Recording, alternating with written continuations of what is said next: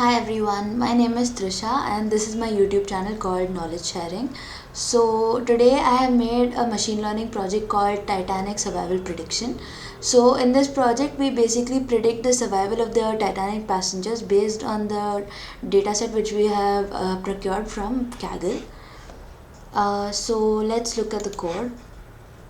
I have basically coded this entire project on Jupyter Notebook. There are three data sets.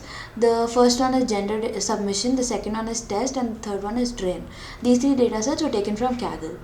Now, looking at the code, I have imported the basic libraries NumPy, Pandas, Matplotlib, and Seaborn. This is the raw data set. Then we have edited the data set, removed unnecessary columns, joined them, and finally I have first started with plotting a graph using Seaborn, where the y-axis is survived and the x-axis is the sex, as in the male and female ratio. So it shows how many males and females have survived on this ship.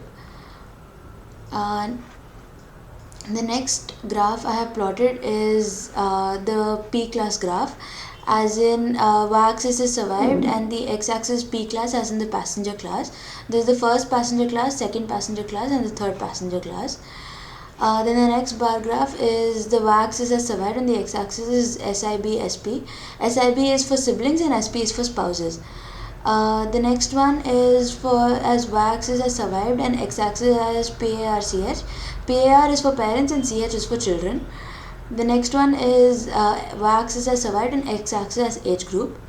After this, I have plotted a graph which shows the cabin boolean as x-axis and the survived as y-axis. Then this is the final table after plotting the graphs. Now this is a code which shows the number of people who got on the ship at Southampton, the number of people who got on the ship at Cherbourg, and the number of people who got on at Queenstown. Then this is a table which shows the titles people had before their names, as in captain, colonel, countess, lady, major, miss, mrs, etc. Then we've again made the table with these titles. Now this is mapping of the age group according to the titles, and this is another table which we plotted after editing everything and mapping the age. Then this is the table with the fares which we have found out. After this, we have applied various regression methods. The first one is the Gaussian naive Bayes. The Gaussian naive Bayes is used when we assume all the continuous variables associated with each feature is distributed according to the Gaussian distribution. The second one is logistic regression, which estimates the probability of an event occurring based on given dataset of independent variables. The next one is support vector machines.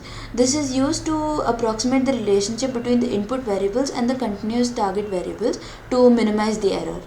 The linear SVC is the same support vector machines, but it's plotted between x and y axis. Then perceptron is responsible for learning the linear behavior of data. Then decision tree is used to observe features of an object, and it trains the model in tree structure to predict the data. Next is random forest. Random forest combines predictions from other models for more accurate predictions. Then KNN or K nearest neighbors. This is used to approximate the association between independent variables and the continuous outcome by averaging. Then we use stochastic gradient descent, which is to find model parameters that correspond to the best fit between predicted and actual outputs. The last one is gradient boosting classifier. This is used repeatedly to select a function that leads in the direction of weak hypothesis, so it can minimize the loss function. Finally, we have plotted the table which shows the various predictions for the various regression models. So that's it for this video. I really hope you guys enjoyed it. You can find the code and the datasets on my GitHub, where the link will be shown below. So thank you.